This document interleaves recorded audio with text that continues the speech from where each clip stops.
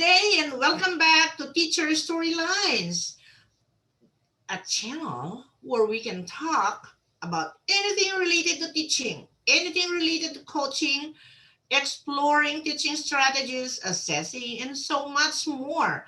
So stay tuned, okay? Today's episode would be about some of the common mistakes that teachers do when they are teaching writing. I'm not saying that I am perfect teaching writing, but these are only some of the very little things that we missed sometimes because when we are teaching, there's a lot of things going on too in our mind, in our brain. So I'm going to share with you my PowerPoint on mistakes to avoid when we are teaching writing. All right, just a thought. When is the right time to teach young children to start developing their handwriting skills? When? When is the best time? The best time is even during preschool time, preschool years.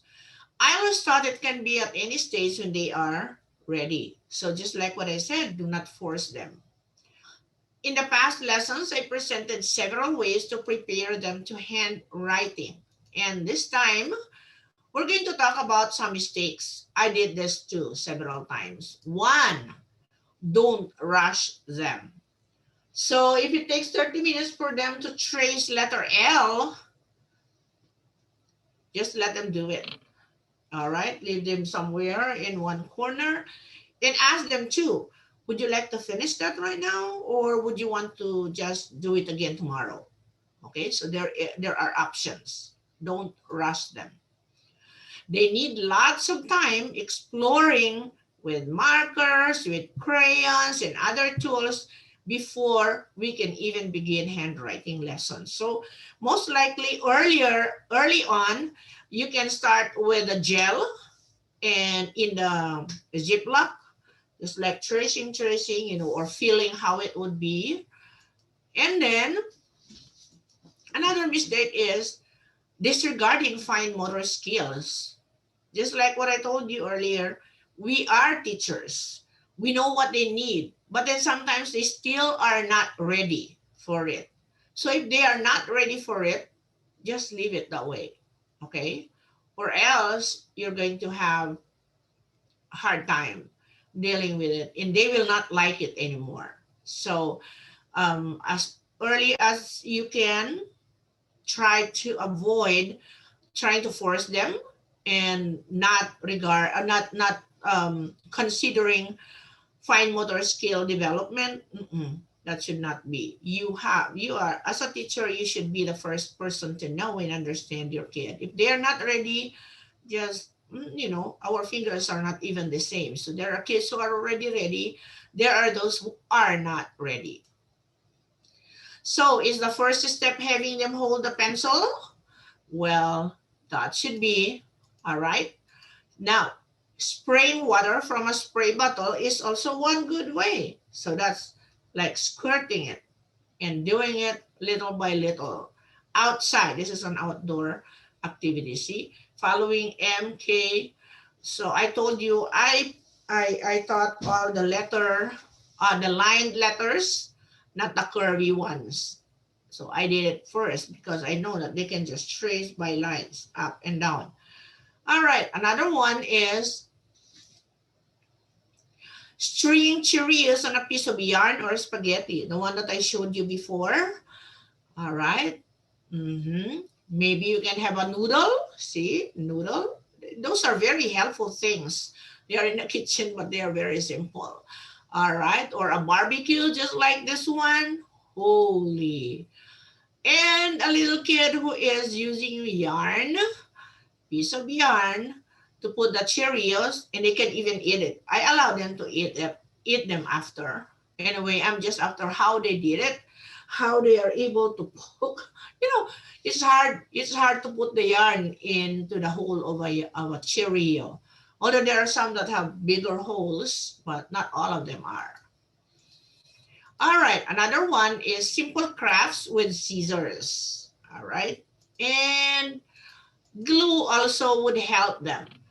how do they paste all those little leaves and petals and balloons. That is one good way how to develop their fine motor skills, small things, or picking up small things. Another is punching with a single hole punch. All right, like this one. Like let's say one, so there should only be one punch. Two, two punches. Three punches until. All right, first of all, please do not teach the whole of 1 to 10 right away. Teach them 1 to 5 first. And as soon as they understand 1 to 5 and the progression of the numbers, then they are able to follow through with 6, 7, 8, 9. So this is the single hole punch. They would have, it doesn't hurt them unless they put their finger in between. Oh, that would cause something. It would hurt them. Now, the third mistake is just don't jump to worksheets before children are ready. So do not always use worksheets. That's just, you're just spending time and spending your paper and ink. The children are not ready yet. So make use of the simple ways how to start up with development of their some fine motor skills. Another mistake is teaching letters in order. Remember earlier I told you that we don't need, oh, in my case, there is no literal way how to, which letter are you going to teach first? Is it A or is it Z? It depends. If you want A, fine. But to me, since children can make up and down motion every time, I always love teaching the line letters first.